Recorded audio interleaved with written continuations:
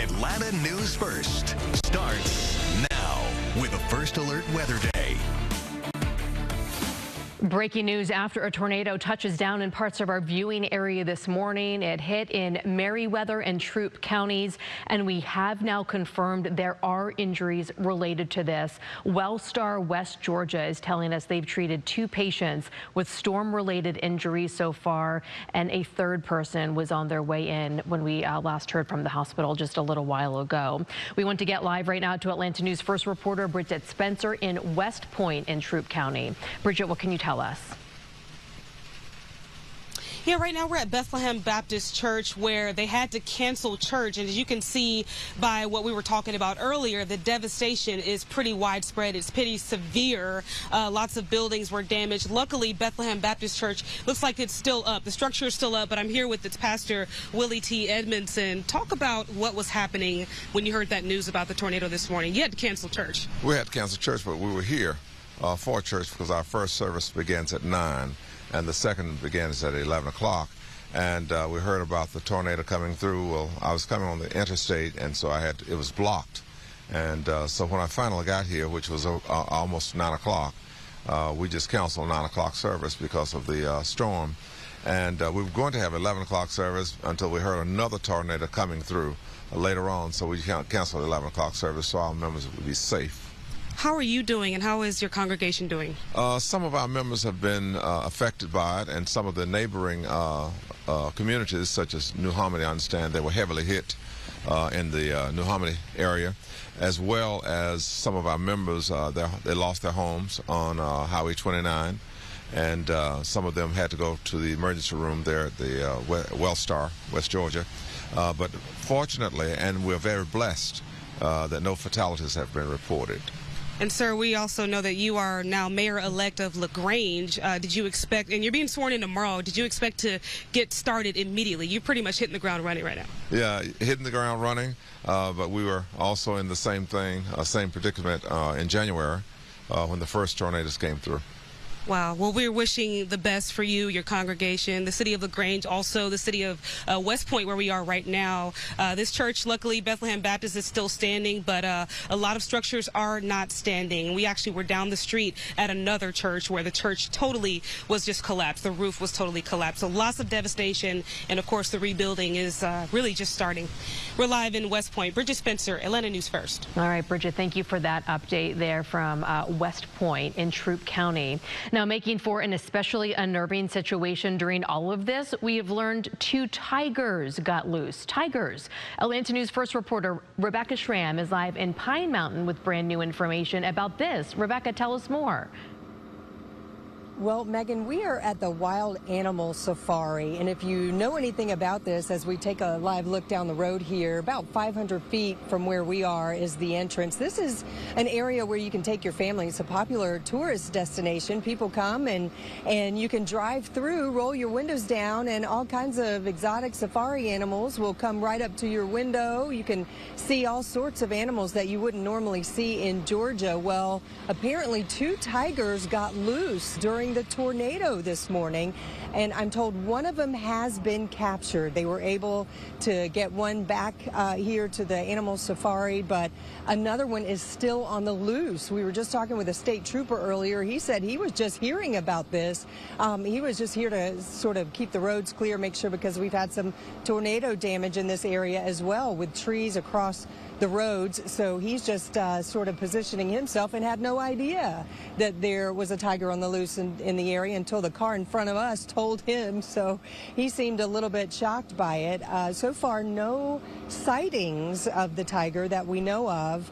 But as you take a look over here, we've got some state troopers, or excuse me, some sheriff's deputies from the Troup County Sheriff's Office standing by at this intersection. Obviously, they're on the lookout, and they're warning anybody who comes by to be on the lookout for this tiger that is on the loose here in Troup County, potentially. No word on whether this is a male, female, but we know that the tiger is most likely very scared. So if you see it, boy, do not approach it.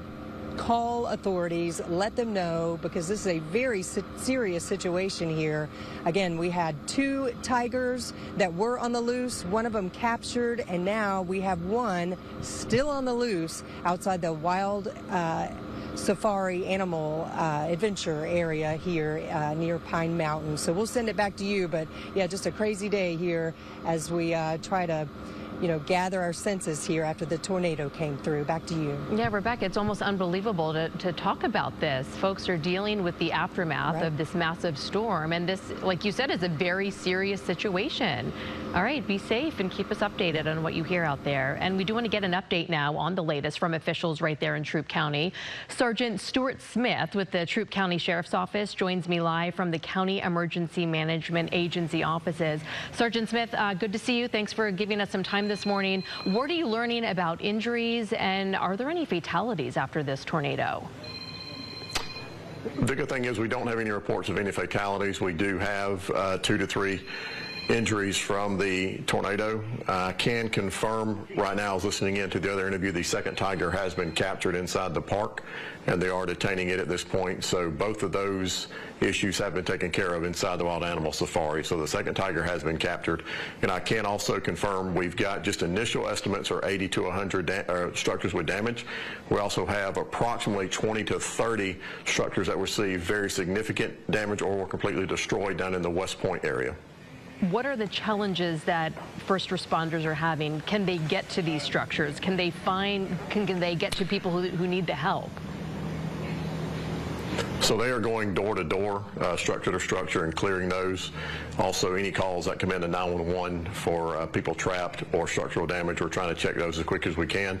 We are certainly greatly appreciative of the Georgia State Patrol that responded here. Also, LaGrange Police Department, West Point, and Hogansville Police Departments and their emergency services have been offered here. And of course, the challenge is trying to get into these structures and check them with these other storm systems that are coming in, because at one point our teams down in the West Point area had to take shelter just about an hour ago as that second system came through. Challenges indeed. Now, do you believe there could be people trapped in homes? Is there even cell phone service for people to call out? So the one problem we're having here is that it appears Verizon cell phone service is either limited or totally inoperable right now. We have been in touch with them, and they are trying to fix the situation. But those that can call 911, we are asking them to do that. Or if they cannot call 911, if their Wi-Fi service or something works and they can message a friend or somebody to reach out to 911 here, certainly do that. But our teams are going structure to structure and checking those one at a time. What do people need to know if loved ones are watching right now and they can get a message? What do you want the people of Troup County to know? Right. So right now it is contained to the West Point area, but it does travel east toward the Meriwether County line. It's the southern part of Troup County. We're just trying to urge our citizens to stay off the roads, do not attempt to get down there and ride around or even come in to assist. Now's not the point for citizen volunteers. If we get to that point, we will certainly make that notification. But right now, again, we only have 2 to 3 injuries or minor injuries. We don't have any fatalities, but that could certainly change as our teams get in there and check these structures. And again, just so we're clear and our viewers understand, to your understanding, the West Point area is the most severely hit area. Is that correct? That is the worst of the damage? Correct. That appears where the storm actually came into Troup County and did most of the damage, and it kind of traveled, kind of paralleled Highway 18 and traveled east through Whitesville Road, Hamilton Road, the Oak Grove community, and then it traveled on to communities near the Meriwether County line. All right, Sergeant Stuart Smith with the Troup County Sheriff's Office, thank you so much for giving us some time this morning. Thank you for your time. We'll check in now with First Alert Chief Meteorologist Jennifer Valdez for the very latest. She and the team have been telling us all morning, Jen, that this is, it's not done. The tornadoes are gone, but we've seen the rain coming down all day. Yeah, we're not done yet. In fact, we could see additional severe weather and additional flooding, and we already have active flooding south of Metro Atlanta. We have flash flood warnings for portions of Troup, Meriwether, Pike, Lamar, Upson, Jasper, and Putnam counties, where we have active flooding happening now. In fact, several reports of road closures, inundated roads, impassable roads. So certainly do not go out in a vehicle. Do not drive around if you're in these counties. because it is just too dangerous and many roads are impacted. I want to show you where we're seeing some rain right now, very heavy in spots, again, especially south of Metro Atlanta, where you see those reds. Those are some heavy downpours. So in Troup County, moving east of I-85, still seeing some heavy downpours moving into Meriwether County. And then notice it's those areas that have flash flood warnings. Those are those green boxes you see that are still seeing some heavy downpours approaching the Barnesville area. Some very heavy rain, and still seeing some downpours in Jasper and Putnam, a few lightning strikes as well. We'll continue to see a chance of rain for the next couple of hours. Then we'll get a little bit of a break, but then additional heavy downpours will move in as we head into the evening. Because of the flood threat, with the rain we've already seen and the fact that we have more rain on the way, a flood watch is in effect through Monday morning. So through tomorrow morning's commute for areas south and east of Atlanta. Some spots have already seen over